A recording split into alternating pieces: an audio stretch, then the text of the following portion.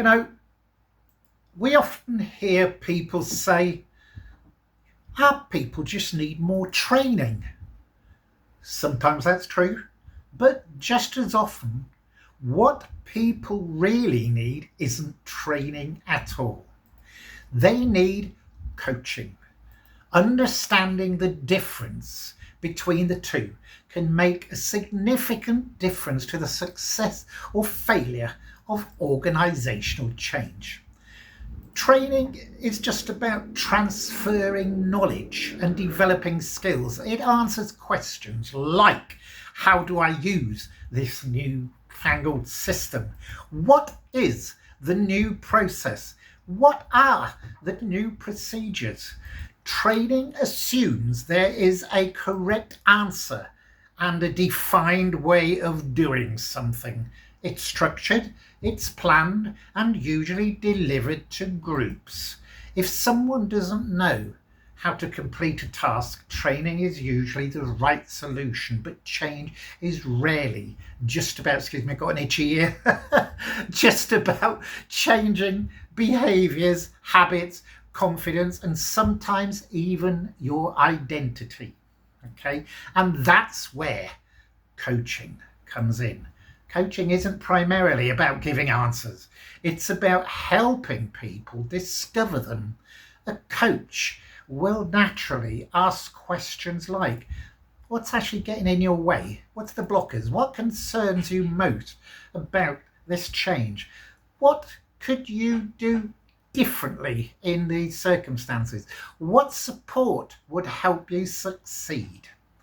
Training tells people what to do, but coaching actually helps people work out how they can actually do it. Think about someone learning to drive. Many years ago since I learned to drive, training teaches them the road rules, how the controls work, and how to park a car. But after they've passed the test and they throw away that learner plate, confidence doesn't magically appear. They become better drivers through experience, reflection, encouragement, and someone sitting beside them saying, you've got this, haven't you? Organisation change works much in the same way.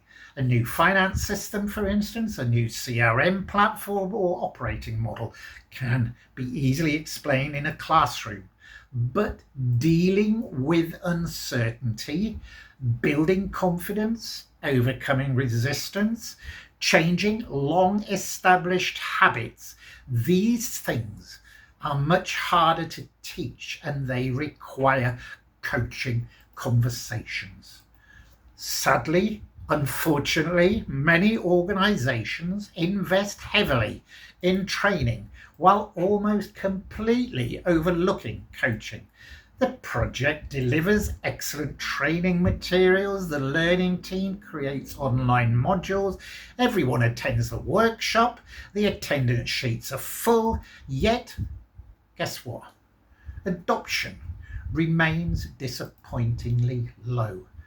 Why is that? Because knowledge was never the real barrier. It was confidence, or fear, or uncertainty, or simply not believing they could succeed. So no amount of additional training fixes those problems. A supporting manager who regularly checks in, listens, asks questions, and helps employees solve problems often has far greater impact than another 2-hour boring training session. That's why frontline leaders are so important during change. Whether they realise it or not, they're expected to become coaches, not professional executive coaches, just leaders who take the time to have meaningful conversations and who ask instead of tell, who listen instead of lecture, and who encourage instead of criticize. Research consistently shows that employees look first to their immediate manager during times of change. Now, not because managers know everything, but because people trust those that are closest to them.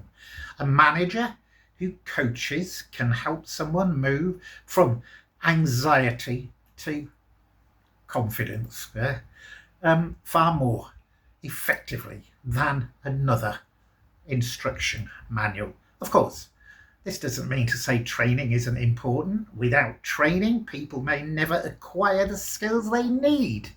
Without coaching, they may never have the confidence to use those skills that they were trained in. Successful change needs both. Training builds capability, coaching builds belief. Training answers the technical questions, coaching addresses the human ones. So in summary, training teaches people how to do the work. Coaching helps people believe they can do the work. During organisational change, you rarely succeed with one without the other. Thank you for listening again. This was Sunday SoundByte 49. My next one is my 50th Sunday SoundByte. Yippee! I will speak to you then. Cheers.